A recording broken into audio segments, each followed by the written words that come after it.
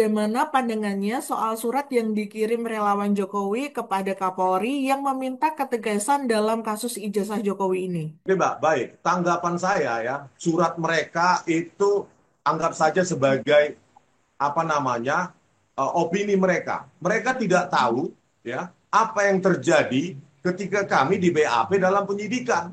Mereka tidak paham itu ya bahwa kami menyajikan presentasi ilmiah kami yang tertulis dalam buku tersebut. Mereka tidak paham itu. Saya yakin ya para penyidik di Polda Metro Jaya lebih mempercayai apa ya yang kami jelaskan dalam penyidikan tersebut daripada desakan-desakan atau surat-surat semacam itu. Saya yakin ya, karena saya yakin ini juga menjadi perhatian dari Presiden Prabowo Subianto, jangan sampai ya warga negara yang meneliti ijazah pemimpinnya justru dipenjara akibat desakan-desakan relawan-relawan Jokowi yang tidak pernah punya legal standing. Ini adalah personal Joko Widodo, ijazah Joko Widodo yang kami teliti, yang dipakai dalam pencapresan. Oleh karena itu, kami sebagai peneliti menjawab dengan teknik dokumen forensik analisis, ya kami simpulkan bahwa ijazah Joko Widodo itu palsu. Dalam bahasa ilmiahnya adalah fake. Kalau otentik, kalau asli otentik. Hanya dua outputnya, fake atau otentik. Dan kami jawab fake. Itu simpulan ilmiah, bukan DFK. Begitu, Mbak. Kan relawan Jokowi menyebut langkah tersebut bukan bentuk intervensi hukum. Nah, menurut Bang Rismon bagaimana? Iya, Mbak. Bagi saya, karena saya bukan ahli hukum, ya, bentuk intervensi atau tidak, ya, saya mempercayakan itu kepada sistem penegakan hukum di kepolisian. Ya, kalau kepolisian berkeputusan untuk menersangkakan kami, itu hak mereka, ya, hak dan kewajiban hukum dari kepolisian. Tetapi kami, ya, sebagai peneliti yang telah membuktikan tulisan kami dan kami eh, apa namanya sebarluaskan kepada masyarakat, kami juga punya hak untuk membela diri. Ya, kami punya hak karena kebenaran ilmiah. Sekali lagi saya katakan, kebenaran ilmiah bukan milik absolut dari Bares Krim Polri. Karena saya sudah membuktikan dan buku saya akan saya serahkan kepada Pak Prabowo Subianto. Sejumlah kasus rekayasa oleh laboratorium forensik Polri ini menjadi catatan buruk dan ini akan saya serahkan langsung atau tidak langsung kepada Pak Prabowo Subianto. Begitu, Bang. Menarik nih, kalau misal ada penetapan tersangka benar terjadi, apa langkah hukum atau pembelaan yang akan dilakukan oleh Bang Rismon dan Bang Roy Suryo CS?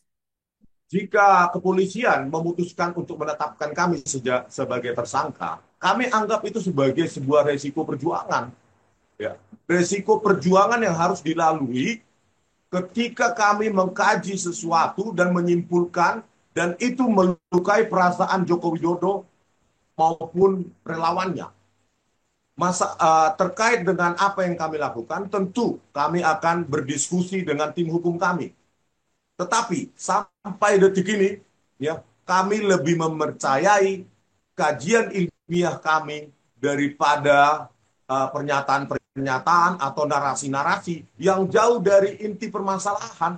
Seperti di samping kajian forensik kami banyak sekali kejanggalan, ya seperti Pak Kasmujo yang membantah peranannya dalam membimbing skripsi maupun membimbing akademik Pak Joko Widodo. Dan jawaban yang sama dari Pak Kasmujo didapatkan pula oleh jurnalis Kompas TV, Bung Dipu Nurbahagia. Ini kan sangat janggal. Yang kedua, lembar pengesahan penguji yang tidak ada. Ini kan sangat janggal.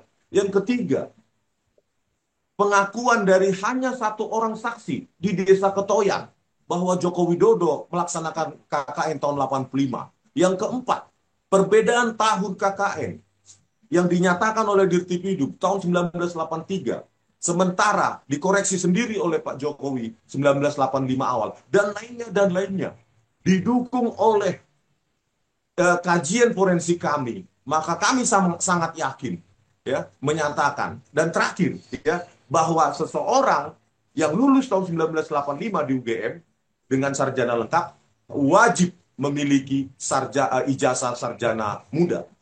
Nah, dari keterangan-keterangan, dari bukti-bukti yang kami dapatkan, ditambah dengan awal kajian kami secara ilmiah yang sudah saya tulis secara bertahap sejak Maret 2025 ini, maka kami sangat yakin yang kami inginkan bukan memenjarakan Pak Jokowi, tetapi meluruskan sejarah bangsa.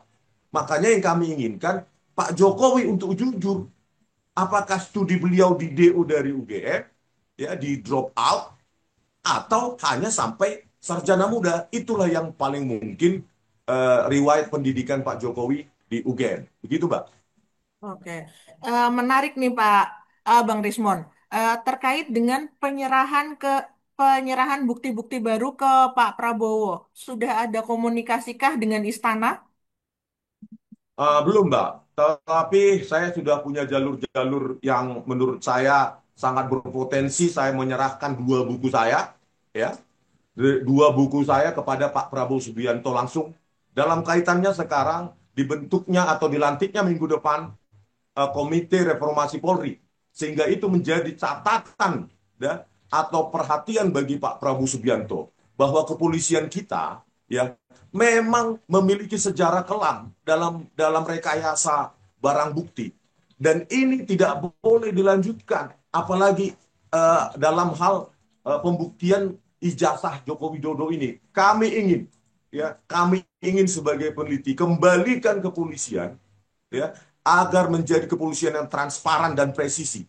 Saya menganjurkan selalu ya berulang-ulang agar dibentuk badan forensik independen sehingga output dari forensik atau simpulan forensik mulai dari akuisisi data, analisa data sampai simpulan data forensik itu tidak bisa diintervensi oleh jenderal-jenderal polisi.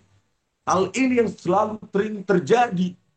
Oleh karena itu saya sarankan ya ketika ingin mereformasi Polri, bentuklah lembaga atau badan forensik independen yang tidak bisa diintervensi dan yang kedua, bentuk lembaga pengawas eksternal yang memiliki kekuasaan super body juga yang bisa memecat kepolisian bukan dengan skenario Kompolnas yang mandul kekuasaan, mandul wewenang yang tidak bisa berbuat apa-apa.